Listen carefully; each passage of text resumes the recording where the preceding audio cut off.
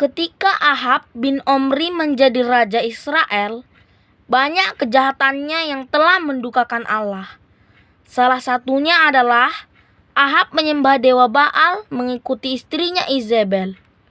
Dia juga mendirikan kuil dewa Baal di Samaria. Maka Tuhan mengutus Nabi Elia untuk menasihati Ahab. Saat mendapat perintah itu, Elia menemui Ahab. Katanya, "Demi Tuhan, Allah Israel, aku berkata kepadamu bahwa takkan ada embun atau hujan turun di negeri ini." Sesudah berkata begitu, terjadilah musim kemarau yang panjang di Israel.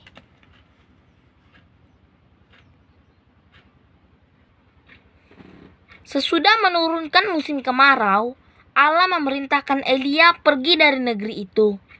Firman Tuhan, "Pergilah ke sungai Kerit sebelah timur sungai Yordan. Kau akan mendapatkan minum di sana, dan burung-burung gagak akan kuperintahkan membawakan daging untukmu setiap hari." Dan hal itu benar-benar terjadi seperti yang difirmankan Tuhan.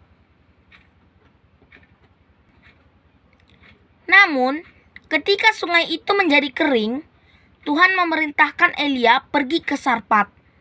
Di sana Tuhan berjanji untuk memerintahkan seorang janda miskin untuk memberikan makan pada Elia. Tanpa membantah, Elia segera berangkat ke Sarpat. Di kota Sarpat, Elia berjumpa dengan seorang janda miskin yang sedang mengumpulkan kayu bakar. Elia pun berkata, "Cobalah ambilkan aku air di sebuah kendi agar aku minum, dan berikan juga roti agar aku makan." Janda miskin itu menjawab, "Demi Tuhan Allahmu yang hidup, sebenarnya tidak ada padaku sepotong roti. Aku hanya memiliki segenggam tepung dan sedikit minyak di buli-buli untuk makan aku dan anakku. Setelah itu kami akan mati."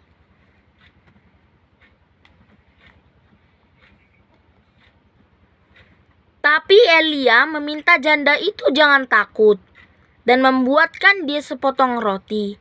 Sebab beginilah firman Tuhan, "Tepung dan minyak dalam buli-bulimu tidak akan habis sampai datang pertolongan Tuhan." Ketika janda miskin itu menuruti perintah Elia, mukjizat Tuhan benar-benar terjadi.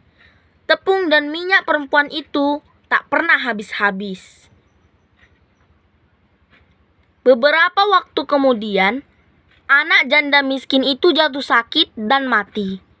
Kata janda miskin itu, "Apakah maksudmu, abdi Allah? Apakah kedatanganmu untuk menghukum aku? Atau kau sengaja datang untuk mengambil nyawa anakku?" Elia kemudian membaringkan anak janda miskin yang sudah mati di atas tempat tidur. Kemudian dia berseru kepada Tuhan, "Ya Tuhan, tolong kembalikan nyawa anak ini ke dalam tubuhnya." Tuhan mendengar seruan Elia, dan anak itu dibangkitkan dari kematian. Kemudian Elia menyerahkan anak itu kembali ke pangkuan ibunya. Janda miskin itu pun berkata, "Kiranya kau memang abdi Allah, sebab seluruh firman Tuhan yang kau ucapkan adalah benar." Sesudah 3 tahun, Allah memerintahkan Elia menemui Ahab. "Pergilah dan perlihatkanlah dirimu kepada Ahab, sebab aku akan menurunkan hujan di muka bumi." Maka Elia pun pergi menuju tempat Ahab berada. Pada saat yang sama, Ahab telah menyuruh Obadya hambanya untuk mencari Elia. Obadya adalah seorang yang setia kepada Tuhan. Maka Obadya pun pergi mencari Elia. Saat bertemu, Elia lalu berkata kepada Obadya, "Segera kau pergi kepada Ahab dan katakan, aku ingin bertemu." Obadya segera pergi ke tempat Ahab dan mengajak Ahab untuk menemui Elia. Saat berjumpa Elia, Ahab marah dan membentak Elia, "Kau telah mencelakakan Israel."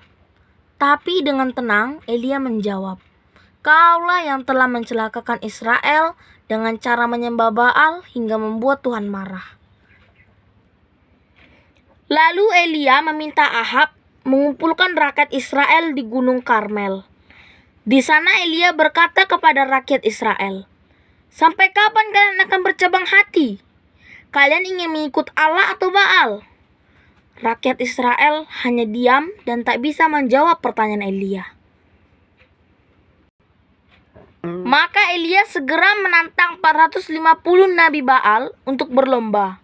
Katanya, "Hanya tinggal aku nabi dari Allah, dan kalian berjumlah 450 orang. Sekarang ambil 2 ekor lembu dan sembelih.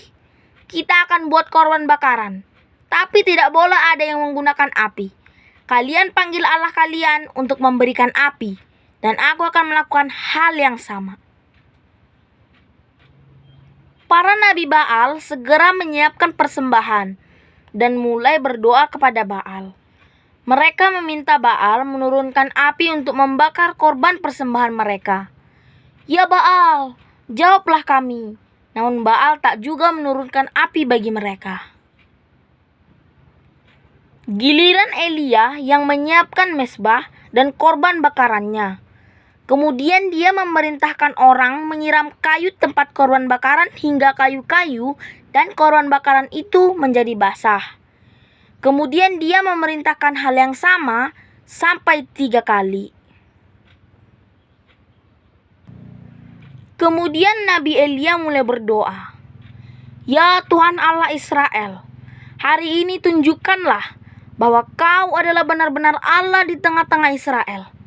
Jawablah aku ya Tuhan, jawablah aku." Kemudian api kilat turun dari langit dan menyambar persembahan itu sampai habis. Melihat hal itu, semua rakyat Israel sujud menyembah Tuhan. "Tuhan, dialah Tuhan, dialah Allah," seru mereka. Kini mereka percaya bahwa Tuhan adalah Allah yang hebat dan berkuasa penuh terhadap alam semesta ini. Elia segera berkata pada rakyat Israel, "Segera tangkap nabi-nabi Baal dan serahkan mereka kepadaku."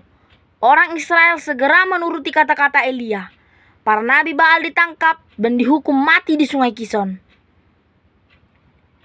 Kemudian Elia berkata pada Ahab, "Pergilah kau makan dan minum, sebab hujan akan segera datang." Ahab menuruti Elia dan pergi. Sementara Elia berdoa di puncak Gunung Karmel untuk meminta hujan. Tak lama hujan pun turun di negeri itu. Kuasa Tuhan benar-benar nyata bagi Elia sehingga semua orang Israel percaya bahwa dia adalah abdi Allah. Ketika Ahab menceritakan apa yang dilakukan Elia kepada Izebel, marahlah perempuan itu. Katanya, "Besok aku akan segera membunuh Elia seperti nabi-nabi Allah yang lain." Elia yang mendengar rencana Izebel jadi ketakutan dan lari ke padang gurun. Di bawah sebuah pohon arar, Elia yang ketakutan berdoa kepada Tuhan, "Cukuplah Tuhan, sekarang ambillah nyawaku, sebab aku tak lebih baik dari nenek moyangku." Tuhan segera mengirimkan malaikatnya untuk memberi makan Elia. Kemudian Tuhan berfirman, "Kembalilah ke jalanmu. Kau harus mengurapi Hazael jadi raja Aram, Yehu jadi raja Israel, dan Elisa untuk menggantikanmu." Allah memerintahkan Elia untuk datang menemui Raja Ahab yang telah membunuh Nabot. Elia pun segera pergi ke tempat Ahab untuk menasihati dia. "Ketahuilah, di tempat Nabot mati, disitulah juga keluargamu akan mati dimakan anjing dan burung." Begitu kata Elia kepada Ahab. Mendengar perkataan Elia, Ahab menjadi kaget. Dia pun segera mengoyak jubahnya dan menggunakan kain berkabung sebagai rasa pertobatan. Melihat pertobatan Ahab, Tuhan segera mengutus Elia untuk menemuinya. Elia pun menyampaikan firman Allah kepada Ahab, "Karena kau telah merendahkan diri, maka Allah tidak akan menjatuhkan hukuman kepadamu. Namun Allah akan menjatuhkan hukuman kepada anak-anakmu. Hukuman Allah baru dijatuhkan ketika Ahazia anak Ahab menjadi raja Israel.